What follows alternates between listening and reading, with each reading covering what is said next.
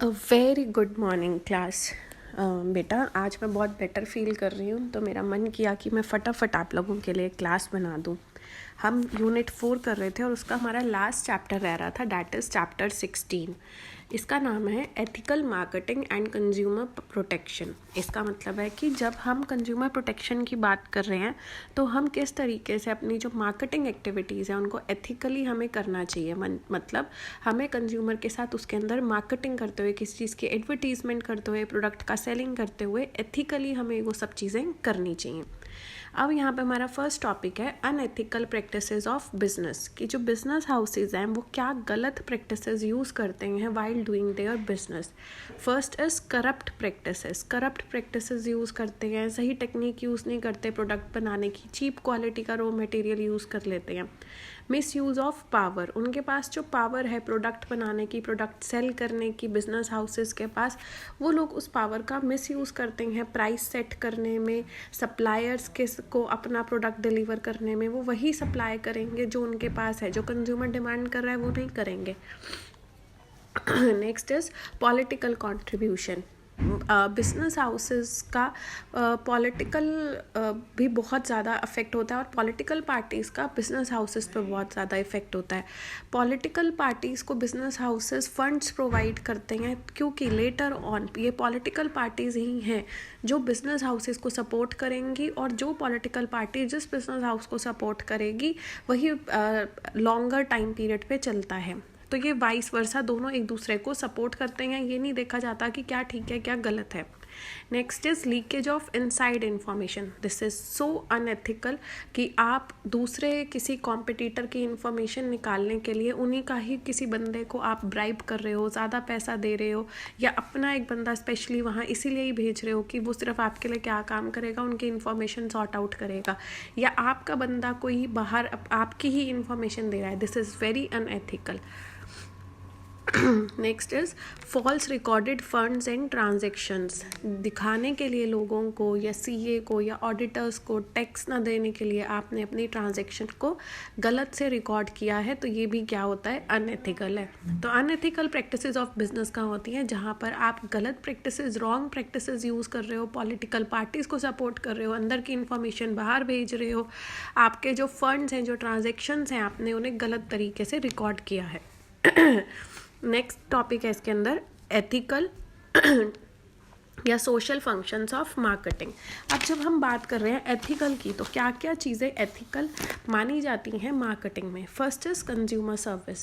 Clear है, ये वाले पॉइंट्स बहुत इजी हैं बेटा। कंज्यूमर के लिए तो आप मार्केट के अंदर हो फॉर सर्विंग देम, उनको अच्छी सर्विसेज प्रोवाइड करो, अच्छा प्रोडक्ट प्रोवाइड करो, charge a fair price of a product, unrealistic prices नहीं चार्ज करने हैं, जो आपके मार्जिन्स हैं उन्हें रीजनेबल रखो। ठीक है, आप भी मार्केट के अंदर प्रॉफिट अर्न करने के लिए ही हो, बट दैट डजेंट मीन कि आप अनरीजनेबल अपने मार्जिन्स रखोगे, क्योंकि वो अल्टीमेटली कंज्यूमर को ही प्राइस उनका पे करना पड़ेगा।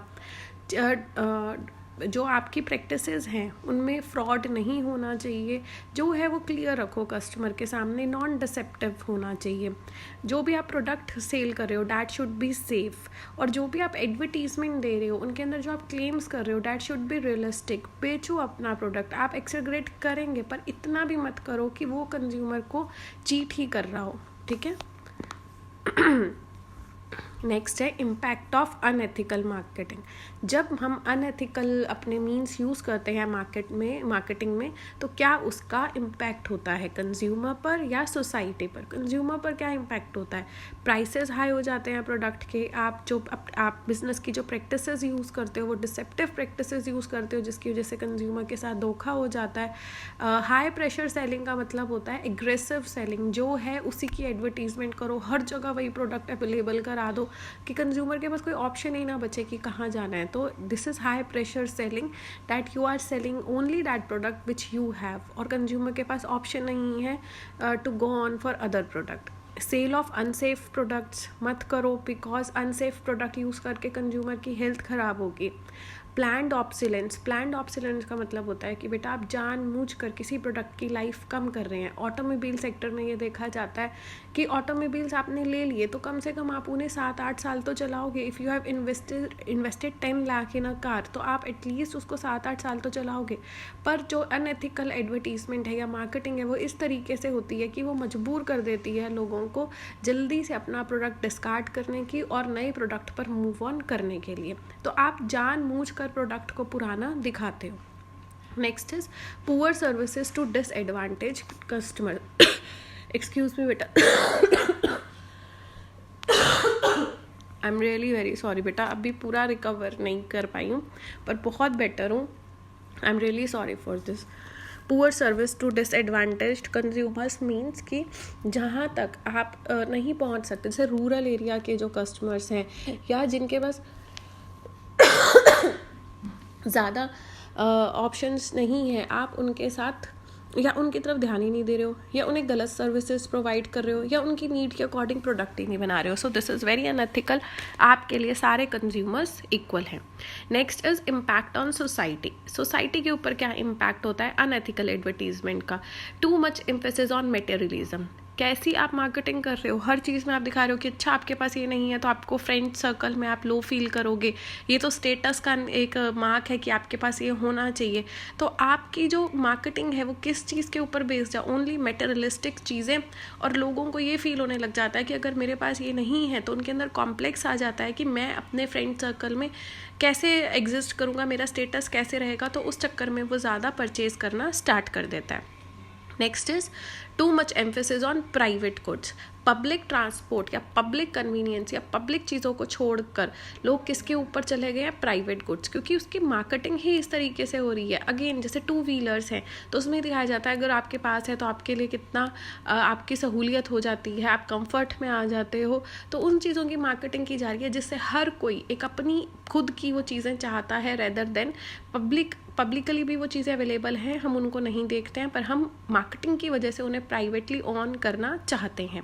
क्रिएटिंग कल्चरल पॉल्यूशन का मतलब है बेटा यहाँ पर you don't need product but because of your culture, your society, you are purchasing that product. तो यहाँ पर हम क्या कर रहे हैं, हम अपने नेचुरल रिसोर्सेज का वेस्टेज कर रहे हैं, अपनी मनी का वेस्टेज कर रहे हैं। ठीक है, अब जो ये वाला पॉइंट है एथिकल इश्यूज इन मार्केटिंग, ये आप खुद से पढ़ेंगे और आप मुझे चाहे इस पे कमेंट बॉक्स में बताएंगे। देखो बेटा क्या है एथिकल इश्यूज इन मार्केटिंग कि अभी हमने क्या था इम्पैक्ट ऑफ अनएथिकल, अब हम कर रहे हैं अगर एथिकल होगा तो कैसे होगा। फर्स्ट इज क्या क्या इश्यूज होते हैं, किससे रिलेटेड इशू होंगे, प्रोडक्ट सेफ्टी क्या होना चाहिए इसके अंदर, सोचो और बताओ कि आपका प्रोडक्ट सेफ्टी के ऊपर ध्यान होना चाहिए नहीं होना चाहिए। Issues relating to product quality, क्या आपका जो प्रोडक्ट है वो एक क्वालिटी मार्क पे होना चाहिए नहीं होना चाहिए, स्टैंडर्ड उसका कुछ होना चाहिए fix. Next is product pricing, reasonable होने चाहिए, मार्केट कंडीशंस के अकॉर्डिंग होने चाहिए, क्वालिटी के अकॉर्डिंग होने चाहिए यानी। Next is issues relating to product promotion, क्या एग्रेसिव प्रमोशन ही करना चाहिए, कितना प्रमोट करना चाहिए प्रोडक्ट को, कैसी एडवर्टीजमेंट करनी चाहिए, ट्रूथफुल, डिसेप्टिव, अनरियलिस्टिक, अनरीजनेबल कैसा होना चाहिए। ठीक है, ये आप मुझे कमेंट बॉक्स में बताएंगे। लास्ट टॉपिक पे हम आते हैं इसके ethical responsibility of business towards consumer, कि बिजनेस की कंज्यूमर्स के लिए क्या क्या एथिकल रिस्पॉन्सिबिलिटीज़ हैं। किसके अकॉर्डिंग होना चाहिए product, according to the needs and taste of consumer. Very good. Next is product का प्राइस कैसा होना चाहिए, फेयर प्राइसेस होने चाहिए, गुड क्वालिटी का प्रोडक्ट होना चाहिए, जो भी आप ट्रेड प्रैक्टिसेस यूज़ करोगे that should be good, unfair trade practices use नहीं करनी है। जो भी ब्रांडिंग, पैकेजिंग और लेबलिंग है वो कंज्यूमर को चीट करने के लिए ना हो, जो सच्ची में प्रोडक्ट के अंदर है वही आपके लेबल के ऊपर होना चाहिए और अच्छी पैकेजिंग, अच्छी ब्रांड का प्रोडक्ट होना चाहिए। वारंटी, गारंटी और आफ्टर सेल सर्विसेज प्रोवाइड करो कंज्यूमर को। इतना कॉम्पिटिशन है, मार्केट में एग्जिस्ट करना है तो जितनी अच्छी आफ्टर सेल सर्विसेज होंगी उतना अच्छा कंज्यूमर आपके पास बना रहेगा। Next is should not prevent competition, ऐसी प्रैक्टिसेस नहीं करनी जिससे आपका कॉम्पिटिशन रुके। Healthy competition should be there, जिससे क्या होगा कंज्यूमर को अच्छी क्वालिटी का प्रोडक्ट मिलेगा, टाइमली मिलेगा।